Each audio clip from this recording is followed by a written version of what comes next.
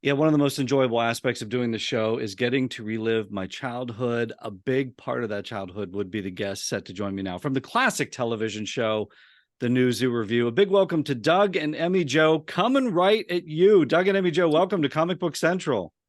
Thank you so much. Thanks, Joe. I can't believe this is happening. Well, not that you guys are talking to me, but can you believe this is happening in the sense of everybody's talking about new Zoo Revue again over a half century later? That's mind-blowing, right? Well, it's all because of our daughter. Yes. She came over New Year's Eve last year, and she said, I think I'm going to start a Facebook page for you and Dad.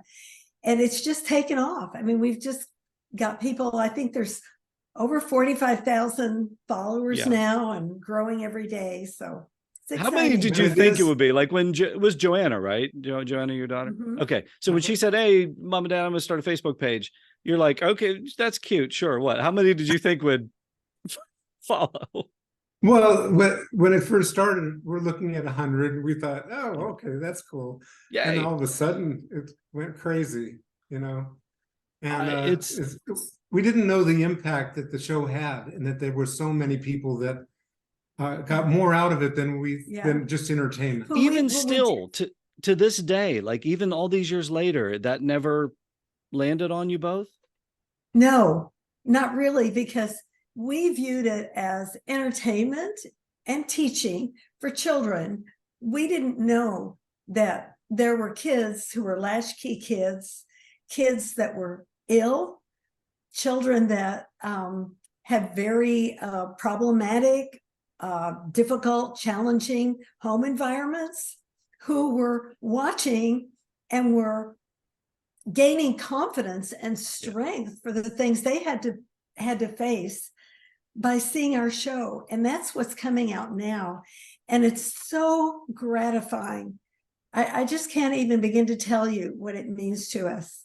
And we went to San Diego to Comic-Con, and there were tears and hugs. I was crying. Our New Zoo kids were crying. It was just like a big reunion. Just wonderful. You mentioned latchkey kids. I was one of them. So but it was like, and we'll talk about this a little bit, but it was almost like Sesame Street. I had Sesame Street and Electric Company. I'm like at the perfect age for this, trust me. I'm getting older, but it was like Sesame Street and Electric Company. Okay, I'm learning to read and write. I'm learning my ABCs. I'm learning, how to count. I'm learning math and things. But then this was just like a different take. It wasn't banana splits. Although we'll talk a little bit about that. There are some similarities, but it was just different. It was that how you approached it, Doug? Like, that's how I approached it when I created it. I knew that some of the other shows were doing 1, 2, 3, ABC, let's learn to read. And my take was, the kids got to learn how to relate to each other, to their parents, to teachers. And so we took the tact of, let's deal with the emotional side of kids. And that's where my heart was. And when I wrote the songs, it was like a musical comedy for kids. And each song furthered the plot, and the ending song kind of summed up the lesson. And it wasn't a lesson, because I didn't want to talk down to the kids. I just wanted to talk with the kids. Yeah. I think that comes across too, because there's so many different personalities with the characters too. Like that, and we'll talk a little bit about that and some of the actors that came on the show. So you mentioned your daughter sort of brought this around. You alluded to San Diego. You guys were like the hit of San Diego Comic-Con. I'm looking at this thing. I'm like, I should have popped for tickets to this, because I'm like, wait, Doug and Emmy Jo and Freddie the Frog are at San Diego Comic-Con. What universe is this? Like, how did that come about? Like, and what feedback were you getting this whole time? Like, that had to be trippy, just the whole San Diego experience. It was amazing. And again, it was all because Joanna kind of took it upon herself. She got in touch with them, and they said, okay, sure, that's great, come on. And so we were just amazed that we got invited. And then once we got there, we first thought, we got to have Freddie, because we don't look like we did 50 years ago. You say that, but you guys look amazing. I'm like, their age Oh. hasn't. I mean, except for the sideburns and the go-go boots, I think you guys are still rocking. So go ahead. I didn't mean to interrupt, but yeah, please. No, but we thought, well, everybody's going to know a frog, so we said we got to have Freddie the Frog there, right? And so we got a performer to help us and ship the costume, and where was the costume? Where did you have it? Yes, I had the costumes rebuilt from a company. I was gonna say, because Freddie looks great. Like he's taking care of himself really well, because he aged really well. Yeah. Yes, he did. Well, that's so you have all. Go ahead. No, that's because he's new, fairly new. He takes good care of himself. The original costumes unfortunately burned in a fire in storage in Hollywood. I did not know that. Okay. No, not the Universal fire, was it? No, it was at a Beacon storage, actually. Our set was there and everything was and there. my go-go boots. Yeah, your go-go boots. Okay, that answers another question. I was going to ask you if you kept the go-go boots. So like everything, so nothing from the original show exists? Nothing. Wow. So okay, so did you have blueprints? Do you have, like, what do you have that you're able to build these things now? Or is it just like visuals from the DVDs and things? The costumes were actually visuals from the show. And I just, front, back, side, top, and a great company in Ohio, actually, called Costume Specialists, were the ones that they are all New Zoo fans, and they were like, yeah, let's rebuild this. Wow. Okay. Well, go Ohio, because I'm in Ohio. I'm near Columbus, Ohio. So credit Ohio for bringing helping. Yeah, but it was amazing, because the process of getting the characteristics right and the smiles and because Charlie and Henrietta are rebuilt too. So we just haven't brought them out yet. Yeah. Well, who knows? Maybe are they living with you? Are they actually, yes, they're actually very nearby. And they will look, at some point, if Freddie can pop his head in, I'll be a happy man. But whatever works for everybody. But we alluded to the Croft, Sid and Marty Croft. So you've got all the Lidsville and HR Puffin stuff and things like that. So obviously there's that connection there. They built the original costumes, right? They weren't producing the show. You're the mastermind behind the whole show, but they did the costumes. I saw, and correct me if I'm wrong, I think because Joanna built the Facebook page, and people are like, she's like, hey everybody, here's Doug and Emmy Jo, and then people are like, yay, here's my childhood again. And then correct me if I'm wrong, but didn't like somebody from the Sid Marty Croft page pop in and go like, contact me about some projects or something? Or did I misread that? No, they did. And okay, we haven't really got in touch with them to know what was going on. You're busy. I get it. It was exciting to know that you know where I'm going with this, right? Like, you're going about, we're going to bring it back. Are you going to bring it back? Okay.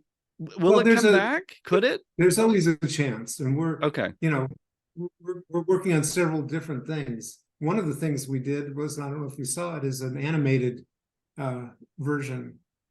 And did you see that little clip? The animated. I haven't seen the animated clip yet, but I know somebody had said something about, well, they've got kids and grandkids, so there's like a next gen of New Zoo Revue. So what was in the clip? I haven't seen it yet. It was a wonderful guy, a wonderful animator.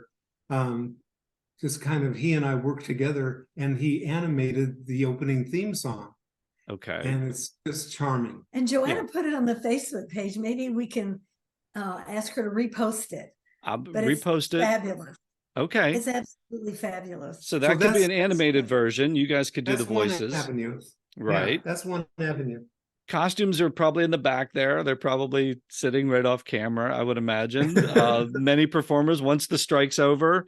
I know you can't announce anything, but all I ask is that, like, because I know some of the Croft shows, they brought back some of them, and they got a little dark. I think like the banana splits got really dark. So dark? Yeah, dark. Yeah, I think they end up being like serial killers or something like that. Oh, Yes. It was That's not going to happen. It's not going No, to happen with us. we like Freddie, like simple and just cute Yes. and Innocent. Charlie. Yeah, innocent. There you go. That's the word we want to have. I got to ask you, like, how did the two of you meet? Because I think when I'm watching the show, look, I'm like 5, 6 years or whatever it was, and it's like in his helper, Emmy Jo, and like, okay, she's there, she's hanging out. I didn't realize you guys were married. I think until like maybe a few years ago. Dude, Well, like, we met in an acting company in California, so okay, doing summer stock. okay. And Emily, and it's And Emily Peden. People don't Mhm. usually call, but Emmy Jo. But like you were doing a ton Mhm. of theater, right? You were doing a ton of Yes. stage work. Like, what all were Yes. you in? Well, I was just, my whole background was in theater, and I had graduated from the American Academy of Dramatic Arts, which was wonderful. I went there on a scholarship from ABC Television, and I finished. Then I came back to SMU and finished my undergraduate. Then I started a graduate theater degree and went out to Santa Maria, California, to the Allen Hancock College. And I was doing Portia in The Merchant of Venice and Masha in The Three Sisters. And Doug was doing the music. And I thought he was just interesting because he was very artsy, and he was into his rock music at that time, had a huge afro. The late And 60s, right? Like 68. 68, like 69. Right, but he was right. getting up, I found out, every morning at like 5 and playing basketball. And I thought, now this is interesting because I come from kind of a sports related family. And we fell in love, and we got married a year and a half later.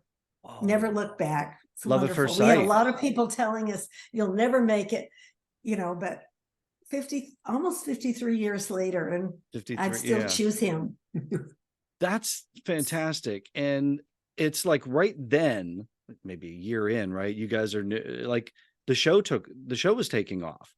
Like, wasn't your Well, honeymoon almost the pilot Yes. episode? Yes. Yeah. Tell him how you got the chance to do this. Well, yeah, my mom worked for a toy store in Whittier, and the owner of the toy store said, "Hey, I'm looking to do a kid show, and I want to use this beanbag frog, and that's all I want you to, And my mom, being a great mom, said, "Hey, my son, he could help you."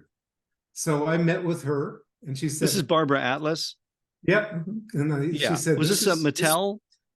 Was she No, or Funko? No, this has nothing to do with any She of a toy store. This is- she and her husband. Oh, just Nothing like to a do toy with- store toy. Oh my God. Okay. like a real toy store, right? Right.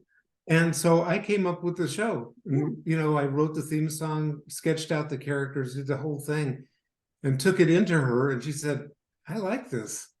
So she and her husband knew the owners of Mattel Toys. Got it. Okay. So we got an audition, a live audition, Emily and I, playing all the characters. That's why it's called Revue, REVUE, because we were playing all the characters. Yeah, like And a we theater lo- company, and you're the whole thing. You're the whole theater Yeah, company. we live auditioned it Yeah. to a darkened theater with the owners of Mattel and all of their executives. And we were just bouncing around, and I was singing songs and thinking we would get a reaction, and crickets, nothing. Thank you very much. We'll be in touch.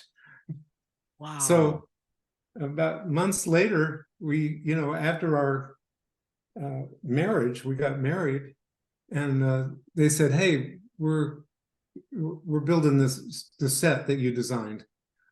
So Wow. So you go from like the depths of despair, like, thanks, don't call us, we'll call you. And you probably know at that point, you're like, yeah, they ain't going back. We're building the sets.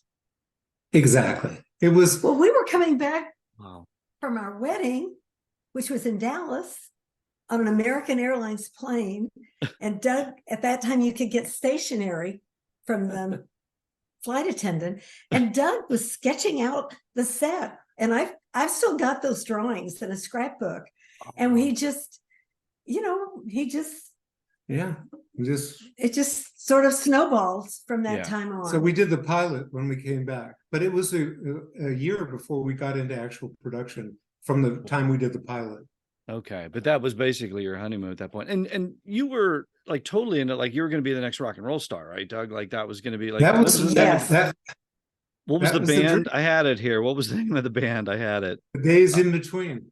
Days in Between. Right. You're playing guitar and piano. Yep. Okay.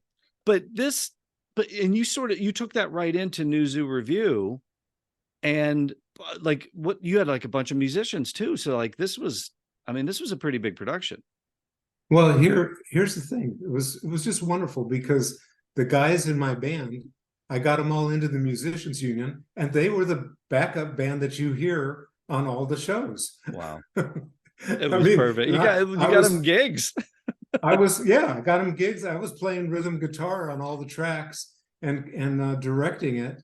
And then we did get musical director in for subsequent seasons, Right. but it was mainly just us having fun. And Yeah. that's why all the music is so much fun. And I just had a ball writing it because it was sheer rock and roll musical comedy. Yeah. Well, but that's what you kind of wanted though, right? Like you wanted it to be a musical. So you've got your music background coming in. You got Emmy Jo's stage background coming in. Let's talk about choreography too, because it's so much fun watching these video clips going back. Because Emmy Jo, I mean, you got these like it's like a time traveling trip back to 1970. I mean, it's like the mini skirt, the go-go boots. You got the moves, and then but you're choreographed with Doug, and you're choreographed with these giant, animal. Like, talk a little bit about just getting that down, and you're putting out what, like 5 shows a week? You're putting out a ton of shows.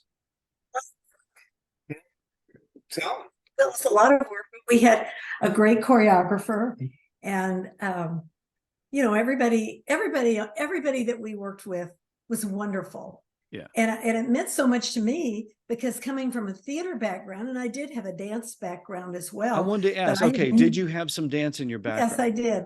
Okay. But I didn't have any experience in television. Neither one of us did. So we had a lot to learn. In what respect? Like, so you got the stage down, choreography, you can get that. But what were you learning at that time? Because basically, like you said, to TV, you're newbies. Well, how to use cue cards. Right. I didn't ever even seen a cue card, and I memerized all my lines, all the scripts. Right. But there would be changes, and then you have to know how to use cue cards. one of the main things, Joe, is in theater, you have to be bigger than life because you're playing to the back of the house. What is that? The seats where God sits or something, they say? But for TV, you have to let the camera do the work. So we were, because a little expression goes a long way with the camera right up to you. Right. So that was a learning curve right there. How big do you get? How what do you, Well, and you're playing off the animals too. So are you playing off a voice track? Is somebody feeding you the lines that they're saying and they'll dub that in? But are you talking to them in real time? Technically, it was a really real challenge and amazing the way we did it, because we had 3 amazing voiceover talents off stage in an audio booth watching the monitor, and every time their voice came over the playback to the stage, the animals would open their mouth. so they were let's they mention were immediately syncing to a voice off stage. But now with the music, that was all pre-recorded. Right. So we went into the studio on a Friday, recorded 12 songs for the next week's show, and a whole album's worth of songs, and lip synced everything. And so all of that was lip synced, and the audio guy had to fade it in, and then right after the song had to fade it out so the live voices would come on. So they're doing that all in real time. All in real time with no digital effects. Unbelievable. Nothing. You wrote over 600 songs, is that right? Yes, sir. Yeah. That's unbelievable. There was an interview with Hazel Sherman, who did the voice of Henrietta, the Yes. hippo. She said she once had to learn 16 songs a week. That's true. Yeah, that's true. That's unbelievable. Let's mention it. Correct me if I'm wrong on some of the pronunciations. Yako Anon was the Yanko. Yanko performed Freddie, voiced by Joni Robbins. Yeah. We just want to give credit where credit is due. Charlie the Owl was Sharon Baird, voiced by Bob Holt and later Bill Calloway. And then Henrietta Hippo, performed by Larry Thomas, and then voiced by Hazel Sherman. So that's unbelievable how that happened. Let's talk about some of the guest stars too on the show. Maybe some of your favorite moments. Who were some of your favorite guest stars? I can probably name my favorite guest star, but go ahead. I want to see what yours. Well, mine was Henry Mancini, just because what a great composer he was, and I was like in awe. So I was sitting in Freddie's rowboat with Henry Mancini. So, I mean, you couldn't get any better than that. Trippy. You know? That's about as trippy as it gets. That was absolutely amazing. Because, you know, as a composer, I'm always dreaming of getting an Oscar or being rock and roll guy or whatever. Did you hit him up for advice? Were you like prodding him for some advice? He said, just keep writing. Okay, well, that's what writers always say. Just keep writing. Just never stop writing. Emmy Jo, who was your favorite? Well, I'd have a hard time because most of the guest stars, I don't know that a lot of the guest stars were when I was off the show after Joanna was born, and I stayed home. Okay, because she was born like the last year of the show. She was born the last season. Yeah, the first day of shooting. The first day of shooting, early in the morning, my water broke. And I said, Doug, we got to go to the hospital. Yeah. And it was an interesting day because he took me to the hospital and then he had to go back to the set and film stuff. And then he'd come back. I ended up having a C-section and it was an interesting story. Yeah, most time I talk to people and I'm like, hey, can you talk about the show from like 30, 40, 50 years ago? And they're like, I don't really remember stuff. But like, there's no way you're going to forget the shooting News or Review when things like that are happening.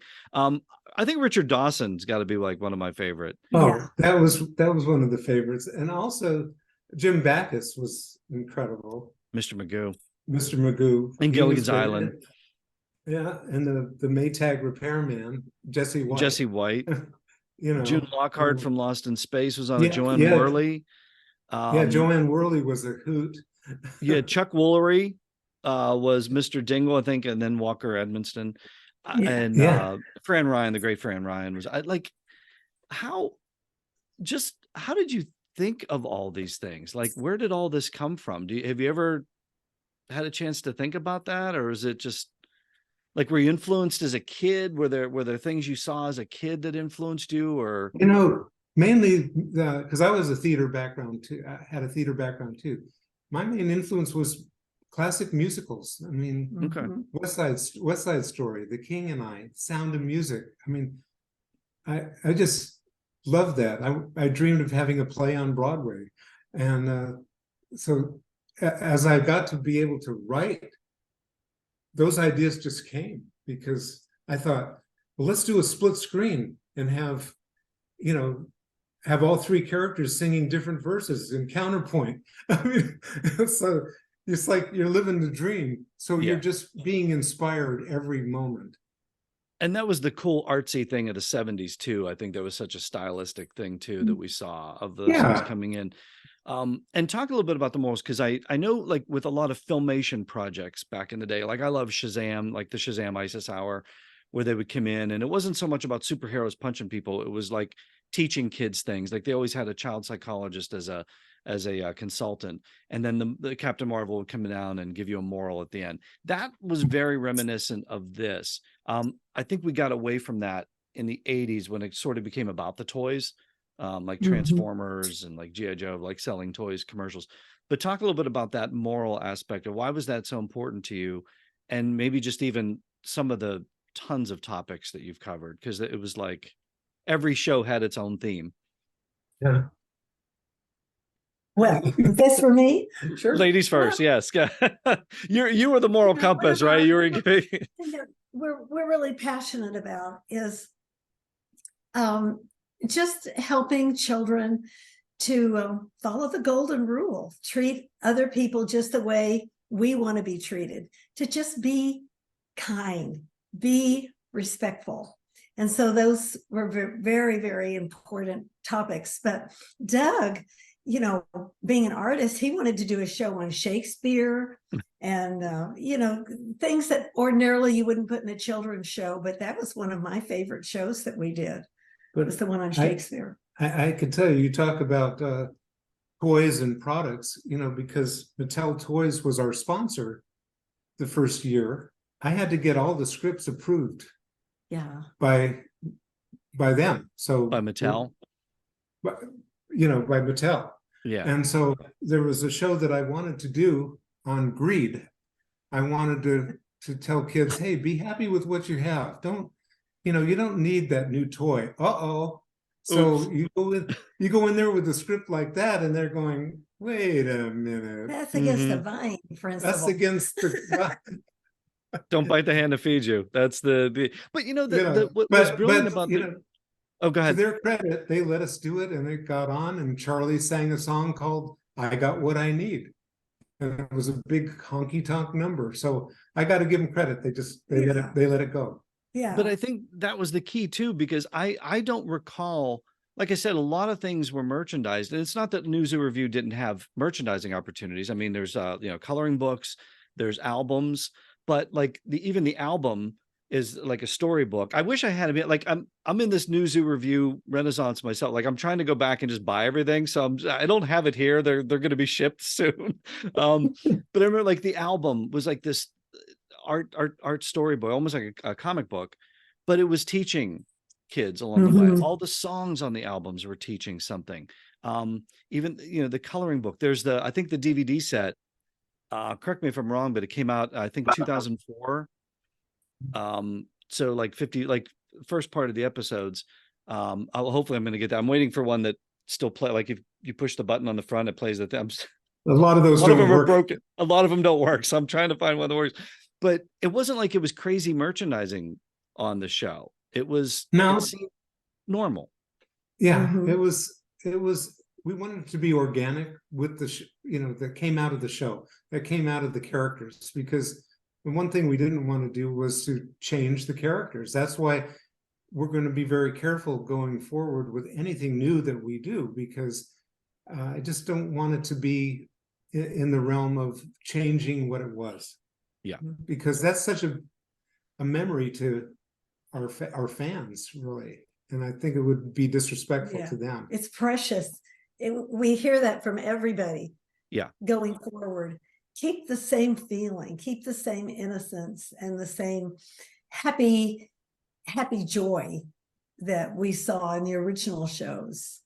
Well, isn't that a breath of fresh air though, too? Because you see like so much, like, look, yeah, I mean, if you're watching the video version of this, I'm surrounded by movies and, you know, posters and things, superheroes, but it's like a lot of the superhero things I love are getting dark, and a lot of the TV shows are getting dark. And there's I don't know what the attitude is, but it's just so negative. And then you watch these, which they're on YouTube. They're want to mention it. They're on Amazon, so you can get them on Amazon. You have a YouTube channel, so you can watch full episodes there, but they hold up. 50 over a half century later, I'm watching, they hold up. There's no reason to change it. No, and that's what's amazing to me as a writer, to have that kind of longevity with something you wrote, because I'm the one that's going back and recoloring and remastering those ones on Prime Ticket, you know. And just to go back and view those songs again and view what we did, I'm like, did I write that? And well, there's 600. You'd be forgiven for forgetting a few. But I'm looking at it and I'm saying, that's really pretty good even for today. Yeah. And you know, that message holds up. And I think what it is those, I know people don't like to talk about moral absolutes, but those absolutes are there, whether we want to admit it or not. Right. Well, and that's my brother-in-law and his wife, they have 4 kids, and it's like they're always like, we can't find anything to watch. Like it's you gotta there's something and it's like, oh, this is dark, or this is maybe too Yeah. violent or something. I'm thinking News Review, like that's Mhm. what teaches you, like you mentioned, not to be kind to people, to Yeah. just don't be a jerk. Overall, don't be a jerk. Like, Yeah. it's I amazing. just feel So like these things have an agenda, Joe, really, and I yeah, don't want to have an agenda.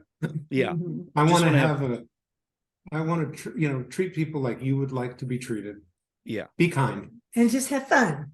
And that's the key. I think that comes across, is like everybody in the show seems like they're having fun. I know it was hard work at the time, but real quick in the time we have left, any favorite? I know the birth of your daughter would be the favorite memory. Like that one's over here. So other than giving birth to your daughter while you're filming, do you have favorite memories of the show that you can, like, even behind the scenes or something, just something you recall, or is it maybe just the vibe? I felt so honored to be on that set with Larry Thomas, for example, who was in the costume of Henrietta Hippo. I mean, she's one of the great dancers in Hollywood. And Sharon Baird, who was in Charlie's costume, one of the original Mouseketeers, someone that I watched. I mean, she was a big star in my eyes. I just couldn't believe that I was going to be on the same set as Sharon Baird.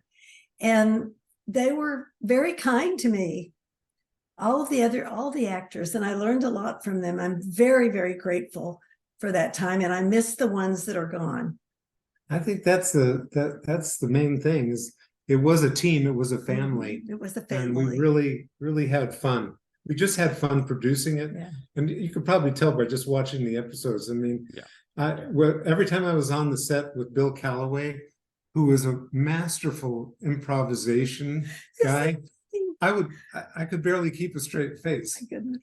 Because he would be ad-libbing, and some of the lines were for adults because I know it went right over the heads of some of the kids. Yeah. Well, that was the brilliance too of like some of the Looney Tunes. Like those animators would always say, we're going to make these to make us laugh. Yes. And we're not going to talk down to the kids. And if they get it, they get it. If not, they'll get it eventually. And it's and like, their parents will get it. And their parents will get it. Right. When Doug's playing these clips, I'm on the floor. They're so funny. They're my good. gosh, they're hilarious. Yeah, it's good stuff. I'm so glad it's coming back. So I know not an official announcement of coming back, but it's possible, the future, it's possible that it could come back. We could see these beloved characters again. Maybe we could see your family in it. You know what, Joe? Everything is wide open right now. To be honest It's a with world you, of really possibilities. everything's a possibility, and we're just grateful that it's coming back to the consciousness of the country, really. Yeah, because that's everything to us, I think we need it. I think we need it now more than ever. LagunaProductions.net. That's your company. And that's like, what you're doing. Like you've taken care of these things. You know how to clean them up. You know how to release them. You got them all on a hard drive. Yeah, exactly. Right. You know how to release them on 4K if we need to, or Blu-ray or whatever. Exactly. Okay.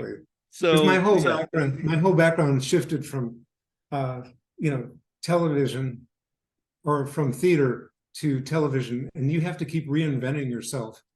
And that's what we've done with Laguna Productions. I mean, you have to be always keeping up with technology. Mm-hmm. Social media, you guys are on Facebook, Twitter, Instagram. We're following there. Spotify, songs from the new Zoo Revue. That's on Spotify. So the music's out there. iTunes as well. iTunes. Okay. Or Apple Music, whatever they're calling it now. Yeah, Apple. MyNewZooRevue.com. That's a website that's coming soon, under construction. All the websites are under construction right now. Yep. The website that we really like is actually connected to the store. It's newzoo. NewZooRevue.shop. NewZooRevue.shop. That's where we go. I want to get the t-shirt you're wearing. I want to get the coffee mug. I want to get an autograph picture and go-go boots. Can you get some go-go boots on there? Well, Joanna says that one of these days she's thinking that she may have some go-go boots All made. All right, we'll get them out there. My wife would love those. Doug, Emmy Jo, thank you for these memories. Thank you for this wonderful show. I'm so glad it's coming back in some form or fashion. And thank you so much for joining me on Comic Book Central. This has been a blast. Thank you. Thanks, Joe. We've enjoyed it so much.